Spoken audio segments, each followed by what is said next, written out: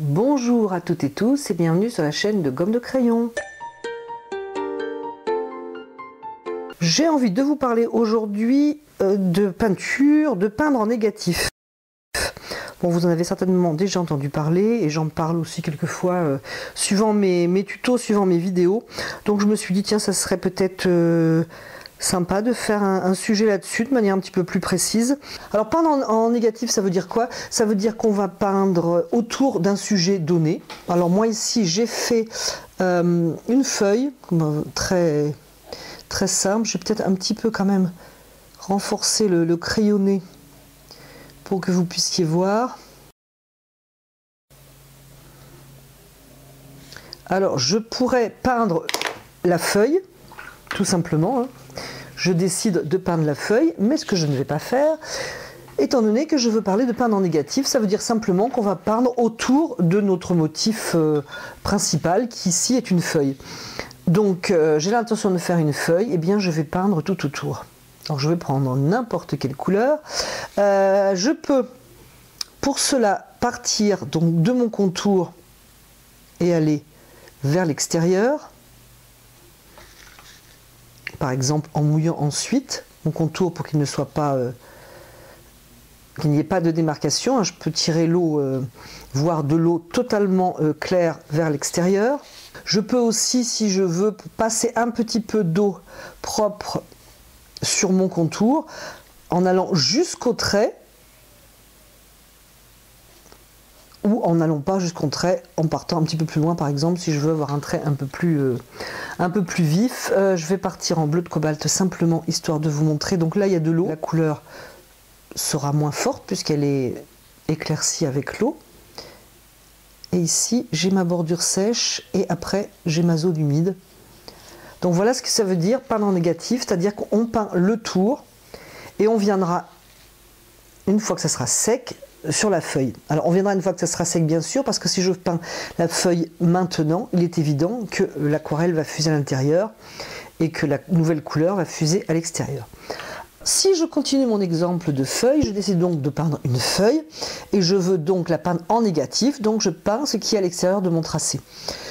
J'ai décidé que ma feuille serait tout bêtement verte, il serait donc de bon sens de penser à la couleur qui va être au fond. Alors la couleur qui va être au fond, si je veux jouer un petit peu avec les complémentaires, je vais prendre une couleur légèrement rouge par exemple. Vous voyez que là c'est plus bleu, plus violet que rouge. Donc, je rajoute un peu de rouge histoire d'alimenter mon propos. Donc je peux jouer un petit peu avec les rouges, parce que vous le savez, rouge et vert c'est complémentaire, donc ça va mettre en valeur ma feuille. Et si je veux vraiment que ma feuille soit en valeur, je vais éviter par exemple un contour extrêmement rouge, surtout tout autour. Je vais avoir une grosse masse rouge autour. Il faudra donc apprendre un petit peu à jouer aussi avec la valeur du rouge, la force du rouge, pour mettre en valeur donc cette future feuille. Par exemple, si je vais prendre un Garance rose, je vais éviter de mettre du Garance rose, par exemple, hein, absolument tout autour. À ce moment-là, comme toute chose, et si vous suivez mes vidéos, vous savez que cela est important, je trouve cela important. On ne cerne pas ces formes, on essaie de ne pas les cerner, du moins on essaie de leur trouver une ouverture. Je vais un petit peu effacer tout ce rouge qui est quand même un petit peu agressif.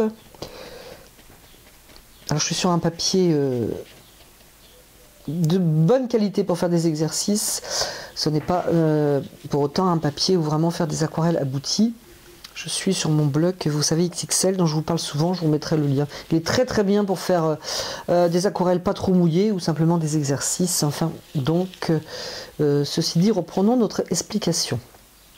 Donc, quand vous allez faire le tour de votre forme, ce qui va vous permettre de peindre en négatif, il faut quand même jouer un petit peu avec les couleurs, ne pas faire des gros aplats, sauf si c'est un souhait délibéré de faire un gros aplat rouge, vert ou ce que vous voulez dans le tour que vous êtes en train de peindre. Il faut quand même varier un petit peu ces couleurs, ces formes etc. Pensez donc à ouverture, c'est-à-dire ne pas enfermer une forme. Je peux avoir décidé dès le départ de créer une ouverture ici, par exemple. Je peux mettre moins de couleur à cet endroit parce que plus tard, lorsque le papier sera sec, je vais peindre ma feuille et laisser un petit peu fuser le vert, par exemple, vers l'extérieur, ou à l'inverse, faire rentrer un petit peu de rouge à l'intérieur, pourquoi pas. Il suffit un petit peu quand même de faire une ouverture, c'est-à-dire, dans ce cas-là, laisser un petit peu les couleurs se mélanger de manière à ne pas avoir quelque chose de très cerné. Voilà un petit peu ce que je voulais dire sur le sujet. Alors j'avais au préalable dessiné une petite bouteille, d'ailleurs c'est la bouteille de mon Vapeau lorsque je veux faire des gouttes, humidifier, etc. Mais je vois pas ce que je pourrais dire de plus sur le sujet, donc je vais arrêter là la petite démo. Alors peindre en négatif, ça ne va pas concerner toutes les aquarelles en fait. Si vous voulez peindre... je vous dirais un objet assez simple, par exemple, bon là une feuille, c'est vrai que ça va peut-être pas faire une aquarelle, mais quand même une forme assez simple. Si vous avez une aquarelle très composée, par exemple comme celle-là, je vais vous la montrer quelque part par là. C'est l'exemple type tout à fait extrême, mais là bien sûr vous ne pourrez pas faire en négatif.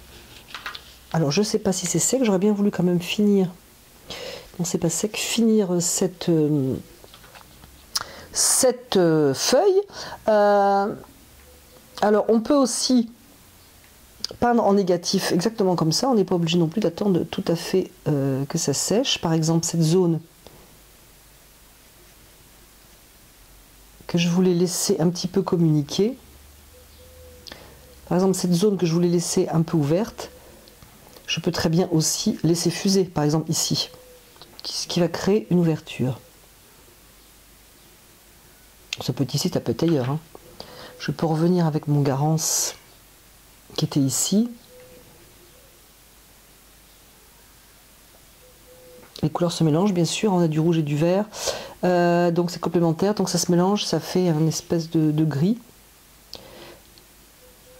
Donc je peux laisser fuser, comme je peux venir mettre un petit peu de Garance rose dans cette partie de la feuille, partie que j'ai décidé donc de laisser ouverte. J'aurais pu très bien décider d'une autre partie. Nous sommes bien d'accord là-dessus, n'est-ce pas ?